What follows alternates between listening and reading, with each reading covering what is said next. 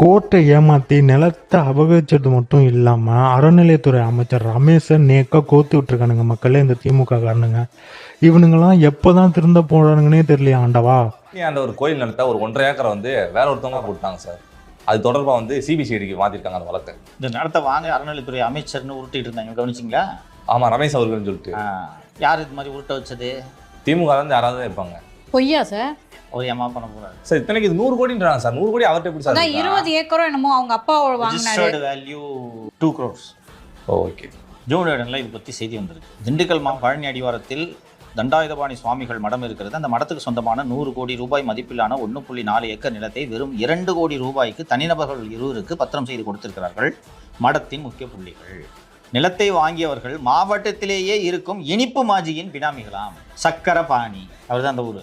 இப்போ ரமேஷ் வாங்கினார்னு நீங்கள் விட்டுறீங்க, என்னென்ன கோத்து விட்றீங்களா?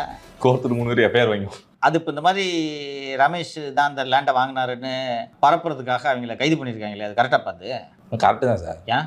ஆமாம், வதந்தி பரப்புனாலும் கைது தான் பண்ணணும். அடுத்து ஆரம்பிப்பாங்க. ஸ்டார்டிங்கே மொட்டிலே கறிக்கட்டுன்னு சொல்லுவீங்க பாருங்க, அந்த மாதிரி. கரெக்டு.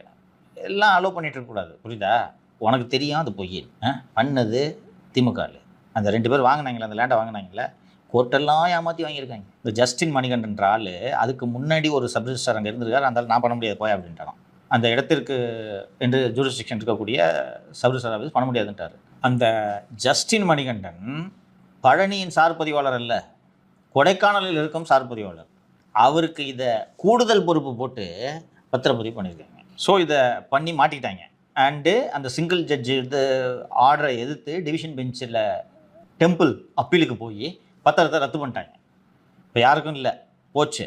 அந்த 2 கோடி கொடுத்து ரெஜிஸ்டர் பண்ணியிருக்காங்களே, அவங்களுக்கு 2 லட்சம் கொடுக்குறது கூட வசதி இல்லையா. ஸோ கிரைம் பிரான்ச் சிஐடிக்கு இந்த இன்வெஸ்டிகேஷன் போயிடுச்சு. And Modak will do a good job. இன்னொன்று, அங்கே இருந்த ஒரு சனி ஒழிந்து காற்றிற்கு சென்று விட்டது. ஒரு அமைச்சரையே இப்படி பாடாப்படுத்துறானுங்கன்னா சாதாரண பொதுமக்களை இவனுங்க போன ஆட்சியில என்னென்ன பண்ணியிருப்பாங்க நினைச்சாலே மனசெல்லாம் பதறுது.